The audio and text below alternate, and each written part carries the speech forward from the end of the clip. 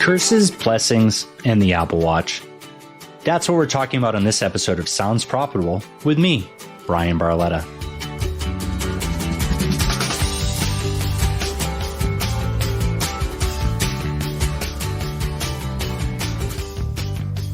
I know that you're listening to Sounds Profitable because podcast ad tech is important to you, but it's important to me that you are kept up to date on the latest news from the entire podcast industry. To help with that, here's what happened last week, no matter when you're listening, from James Cridland at Podnews.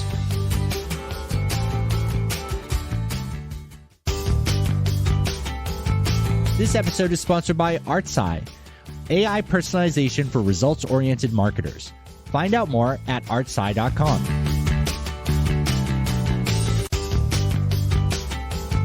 This episode is sponsored by Veritonic. Know that your audio marketing resonates with consumers. Find out more at veritonic.com.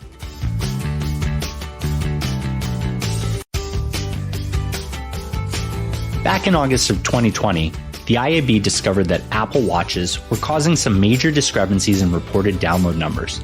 My article on the subject will be in the show's description with more details. I brought my guest, Dave Zohrob, CEO of Chartable, in to talk with me about the often unregulated podcast market and what incidents like this mean for the future of our industry. Hey, Dave. Thanks for joining me here on the Sounds Profitable podcast. Thanks so much for having me, Bryan. It's great to be here.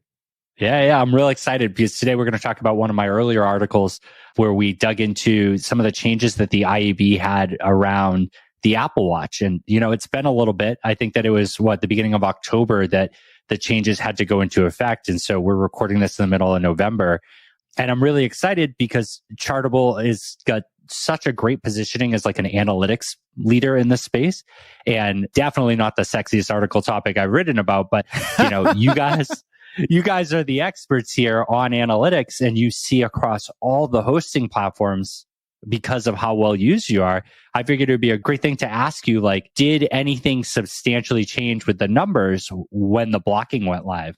Like you said, we see numbers from folks across pretty much every hosting platform, from the biggest shows in the world down to folks with a few downloads per episode.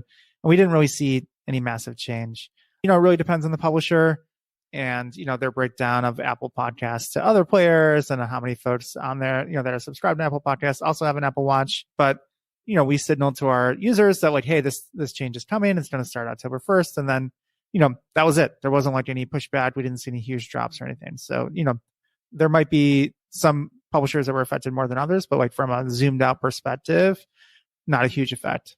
Yeah. And so the whole focus here was that when you have Apple Podcasts on your watch and on your phone, it's downloading twice, right? Like if I subscribe to something. Yeah. So one of the challenges of measuring anything in podcasting, which is the flip side of how awesome and open it is that we don't have a ton of data at the time of download, right? And so the IAB defines a unique download as a combination of an IP address and user agent downloading a particular episode.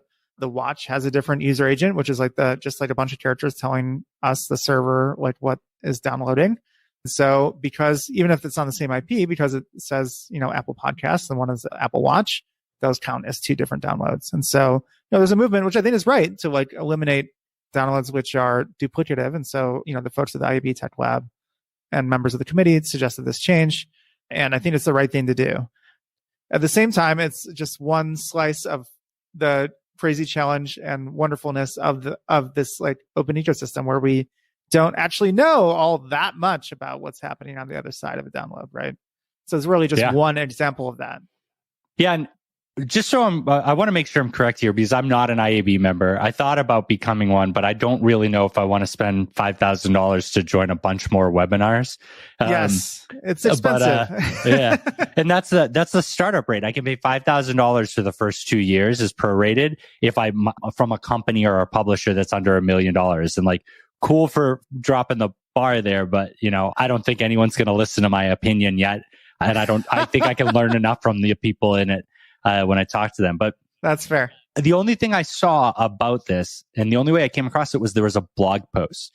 And so I got to ask, does the IAB send out to the people who pay, thousands of dollars a year, like a, hey, by the way, this is something we have to move forward with? Or is it really kind of communicated that way? There's they have a few different communication channels. There's emails, there's a Slack group. And it's my understanding, and I don't want to, just to be clear, I don't want to speak for the IB. I'm a happy member, but, not in charge of it or anything. But my understanding is that there's going to be revised guidelines, published with some other changes talking about, various tweaks to the guidelines, nothing crazy, right? But just learning from, I think these guidelines the V2 guidelines were published in December of 2017, I believe. And so it's been a little bit. We've learned some stuff. And so, some changes are in order, right? Yeah. No, I super agree with that. When was Chartable formed, by the way? So we started the company in June of 2018. So my co-founder and I started a podcast in April of 2018, and it took off in quotes. We were getting 5,000 downloads a day, which for two random nerds is not bad, but it really kind of opened our eyes to the opportunity in podcasting. The thesis being, hey, if people are listening to me, then they really want to listen to audio. They must be really starved for good audio. And Chartable became kind of a real thing later in that year. And, we joined the IAB in 2019 and started our certification process then. And we were certified for podcast measurement this year. That's awesome. Yeah, that's really cool that you guys were involved in the IAB so quickly into starting. I know it takes a lot of companies more time than I think they should to get involved, even just as a tech lab member. Well, I was just going to say, it definitely costs a lot, but there's two components to it, right? There's the tech lab and then there's the certification. And if you're going to be in the ad tech space here, even though I think that the prices are prohibitively high, I do think that being in the tech lab is kind of table stakes for anybody in podcast ad tech.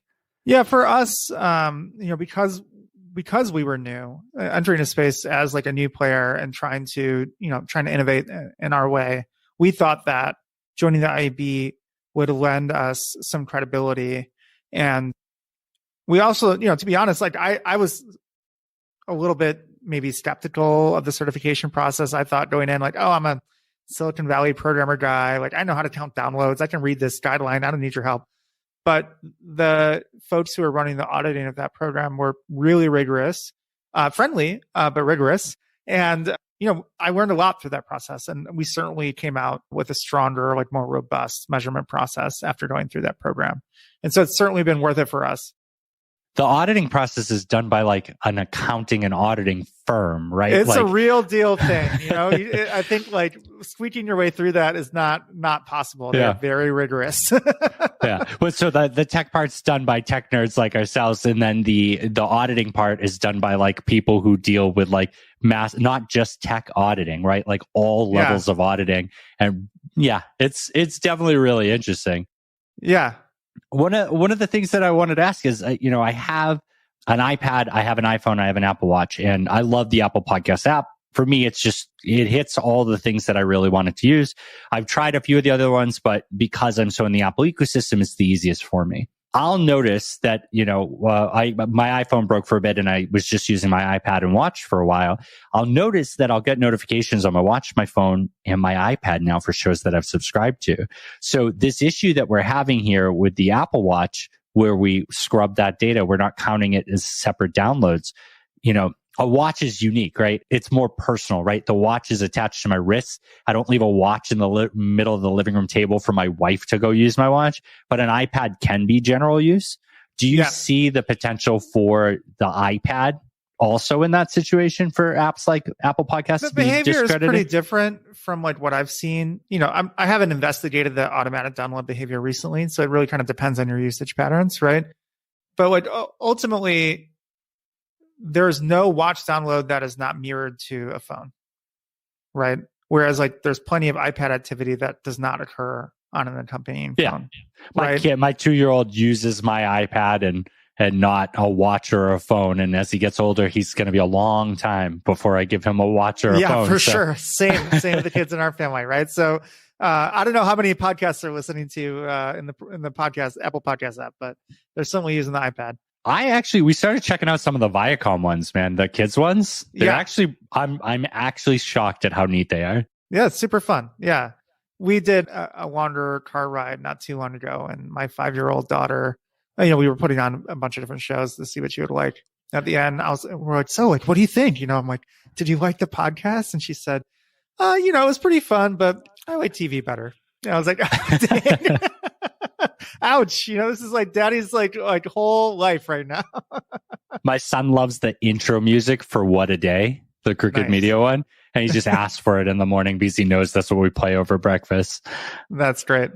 But yeah, so that's interesting on the iPad. And that kind of gets me into my next question is that like, this is the first time that IAB has taken a stance to block or tell people to not ingest actions from a specific app.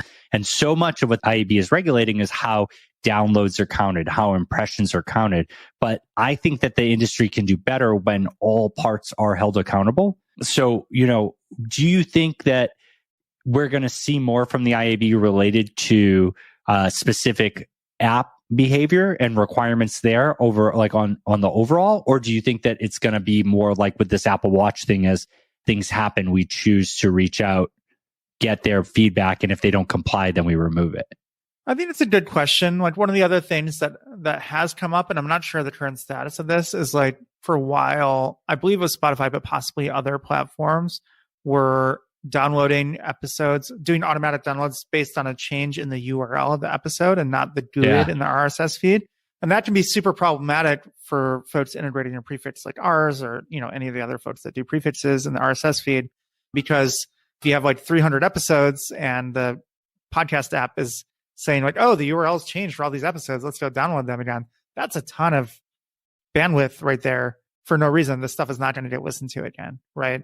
So, there has been talk about addressing those sorts of issues.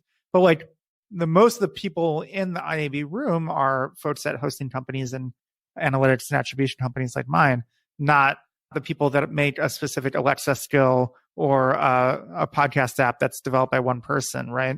And so there's a gap there between the folks in the room and, the wide diversity of folks that are making podcast apps or players or skills or whatever it is, right? Because there's just so many ways you can listen to a podcast. It's hard to address them all, especially in the folks, making those apps are not in the IAB. Yeah. Yeah. And it's hard. I mean, I can make a podcast app. If I had any development skill, I could do it right now. And, and then it's, I'm just another person there. And, when we get into the privacy side of things, like I'm not big enough as a company to have to adhere to a lot of the regulations, at least in the US. Right. And it gets real messy, but that's one of the big pioneer things of podcasting is specifically that it's open, that anybody can access it. And I don't think we're ever going to get to a point. People keep talking like, are we going to leave RSS or can we restrict these things? And I think there's some little things like I know that Podcast Index is working on things like the ability to lock a feed so that it can't just be transferred over or anything like that. I think a lot of the problems that we have now are going to be things that we dance around for a long time. And I agree. And I think that the best way forward is invite the bigger people into the room and get the framework. So I hope that the IAB makes time specifically for podcasting next year to start inviting these bigger players in there that are, I guess Spotify, Apple, Google, Amazon are all usually in the room, but there should be room for the next 5 apps there too, just to kind of have some additional voices. Yeah, it's the openness is one of the absolute best things about podcasting and what makes it so robust and rich as a medium. And actually, if it wasn't so open, like my company couldn't exist, right? And a lot of the stuff that we've seen, a lot of the innovation that's happened wouldn't have been possible because it would have all been controlled by a single company. That said, there's a trade-off to that, which is if you want to make a change, you have to get everybody to agree. And having been part of both formal and informal groups trying to discuss some of these changes, it's hard to get everybody to agree. Whether that's because people have vested interests in the status quo or a vested interest in a particular change, there's a lot of different folks that have to all play along in order to make a change, right? And so I was actually listening to the Andreessen Horowitz podcast, or Silicon Valley venture firm, A16Z. They had another podcast about podcasting recently where the head of research at Spotify was on along with a couple of folks from the firm. And he was saying that, and I wish I'd had the quote or something, I should have been more prepared, but basically that the way Spotify is looking at it, they can do stuff like their shows with music because they don't need to ask anyone else's permission, right? they can just do it. They have the rights on the platform. They have the UI. They have the engineers. They have the marketing people and the rights management stuff already in place with the labels. So they can make this thing happen, which is something that like, if you tried to get Apple Music to also agree to that, or Amazon Music or Deezer or any of the other, Pandora, Sirius, whatever, it would take forever to get that folks to agree on that. And so in some ways, his point was that they're going to be able to innovate faster because they don't have to ask permission, which is true. I think the flip side of that is that all the innovation is going to happen within that one app. Whether or not the entire ecosystem will benefit remains to be seen. Yeah. I mean, I think my gut still says that they're going to be able to do that cool innovation, like you're saying, but we're going to see the people that are lazy ad buyers that focus on like, I just spent my money on Facebook and Google are going to find a home in Spotify. They're going to throw their money over there. They're not going to care about it. They're going to get a nice pie chart report that tells them what they want. And they're going to eat that walled garden dog food, right? But the savvy buyers, which I really feel like 5 or 10 years ago, like it was a push more towards just like adhere to the system, buy into the system, get that young 20-something person to go manage your programmatic spend or your ad buys and don't care about it. I think we're rebounding from that, and we're finding the people that are succeeding are the people who are like, well, I'll spend 10% on Spotify at the high CPM to learn about what it's like in a walled garden. And because I decided to focus only on true crime, I can take that information and say that 60% of my true crime podcasts did listen past the mid-roll or past where I like my ad placements. Therefore, I can go buy for, the dynamic ad insertion prices or at a bulk buy, or I can negotiate with people who are not in the Spotify ecosystem, get more granular tracking and more analytics from it, and really succeed a little bit more than I could just in Spotify. I like this vision of the future, Bryan. I hope that it comes to pass. Yeah. No, I mean, don't get me wrong. There's a lot of money in those lazy buyers. There are a lot of companies that do really well for that, either for themselves or as an agency. And, I cannot knock them because they're paying their bills and they're feeding their kids. And that's how that works. But I think that... And there's always a place for people who want like an easy option. Like, of course, 100%. People want easy options, right? Of course they do. Like, we're humans, right? Yeah. We're all trying to juggling however many different priorities, right? But the idea that folks could learn from those Spotify buys and then apply it to the open ecosystem, I think that's great. I hope to see it happen as these markets develop. It's still so early in the game, right? Yep. And Spotify's been so aggressive. It's good to see folks like Pandora investing more. Amazon is investing more. We've seen slow but steady movement from Google as well, and rumblings from Apple. Like, I'm excited. Like, I want to see healthy, robust competition and innovation in this space. I think that's what's going to benefit the most people. It's going to benefit especially creators a lot because there's going to be a lot of options. And I think it'll also benefit advertisers because there's going to be competition for their dollars, not just like the duopoly that exists in like web display ads, right? Exactly. No, I super agree. I think there's going to be a lot of competition here because of how open it is. And I think that, Spotify is going to be creating something of their own. It's very clear, right? With Anchor and all that, with the shows with music, like, there's going to be this new breed of podcasting that Spotify is going to co-opt, and good on them. I think they're going to do really successful there. But I think podcasting is what it is, has weathered the storm of being pushed into streaming audio before it is peeled out of radio. And I think it's got something neat. Yeah, for sure. I mean, I have to tip my hat to Spotify. They've been playing an incredibly impressive and aggressive game and making moves that I think company of their size would make much more slowly, right? But instead, they're like, oh, we're going to buy the biggest podcast and the biggest hosting platform, right? And the biggest hosting platform, Megaphone, by downloads, the biggest hosting platform by number of podcasts, and Anchor. It's like both sides of the spectrum, right? Yep. Kind of hobbyist, high volume of podcasts, low downloads per show versus like a super concentrated high downloads per show thing with Megaphone, right? It's like, it's really, objectively impressive what they're doing. Yeah. Well, their spend to get people back into the space has been really cool too. I mean, like, we have to like, if the first time you hear about a podcast is from Spotify, like, who cares? That's one more listener. That's awesome. That makes a big difference. It's great. Yeah. And but so to wrap things back up to the original topic, the last question I have on this is, I noticed that I logged into like Overcast and Apple Podcasts and a few others, and there's a few podcasts that I haven't cleared out in a long time. and I will get notifications every time they release a new episode. It does not matter how many episodes I am behind. If I am subscribed, it's downloading it. So do you think that we're going to see any guidance in the future about like stopping that? Like maybe if you haven't listened to the last 3 downloaded, are we going to see a change to help prevent that? Because that's kind of junk downloads. Yeah, that's a good question. I mean, there's a lot of different facets to this. Like one facet is like controlling all podcast app behavior is not possible. And that's what makes, to plug myself a little bit, like that's why you need attribution, right? Because like you need to know if the ads actually worked. And in some ways you don't, because you can't control the download, you can at least measure the effect, right? Yep. That said, Apple Podcast default behavior, I believe, is to stop downloading if you haven't listened in a few episodes. That may be, I think it's maybe 5 by default right now. Overcast is like pretty aggressive about continuing to download stuff, for better, for worse. The average downloads per like device on Overcast is a lot higher than other players, but it's like a pretty small slice of the overall listener base. And those listeners are pretty specific, tend to be from a pretty specific demographic. And like for, shows with a large Overcast base, like if you're advertising tech products, probably still going to do well, even if some chunk of those downloads aren't listened to, right? That's true. So the answer is like, it's complicated. I'm sure we'll see some guidance, but nobody, the curse and the blessing, nobody controls this thing, right? And that's why that's why I'm able to do what I'm doing. And that's why, the industry is so wonderful and frustrating, right? 100%. So, I wouldn't be surprised if we see some guidance in the future, but it'll be just that. It'll be guidance, right? Yeah. And so the last thing was, we wrap this up, I want to ask, I like putting people on the spot for this.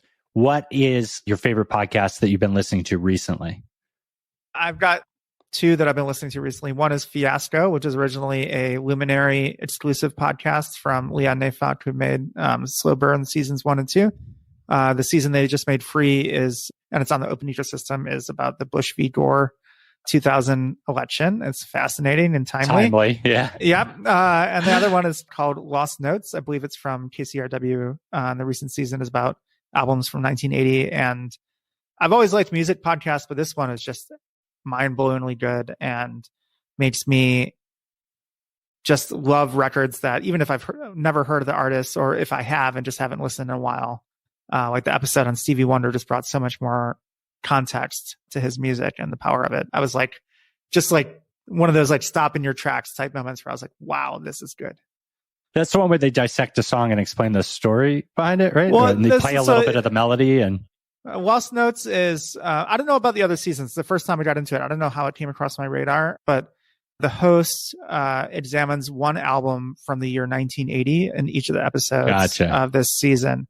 And so there's Stevie Wonder's record from it was like Hotter Than July, and then Joy Division record, and a bunch of others that I haven't listened to yet. Just goes deep into the context around them, and it's just great. I mean, I would, if you're a music fan, check it out. I have to imagine that you would like this podcast, and it just made me want to re-listen to everything. So very cool. Well, thank you so much for joining me. Yeah, thank you, Brian. Thanks for having me. Really enjoyed the conversation. Yeah, have a good one.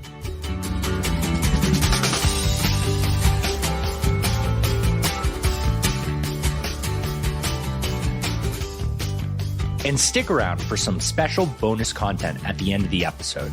I've teamed up with Terra to give you a minute-long strategic thought that is guaranteed to shift your perspective on the present and future of podcasting as we all work to make podcasting better.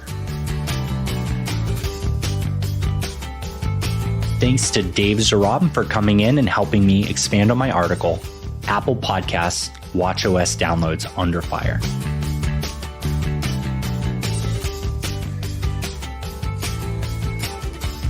If you liked what you heard and want to connect, you can find me, Bryan Barletta, on LinkedIn, way less formally on Twitter as High5RPG, and of course you can email me, brian@soundsprofitable.com. The Sounds Profitable podcast and all cool ad tech bells and whistles you've experienced were thanks to our host and sponsor, Whooshkaa. Everything you've heard since the conversation ended was uniquely created to target you using their dynamic ad insertion features. If any of the callouts were wrong, let us know. Depending on how you're listening, there were over 10 opportunities to hear dynamically inserted content and ads in this episode. While we continue to tweak and innovate our setup, some of the breaks may be more noticeable than others. Thank you for bearing with us, and please send over your feedback. The Sounds Profitable podcast would not be possible without the help and support of Terra, James Cridland, Ian Powell, and Sam Mars. Thank you all for your help and support.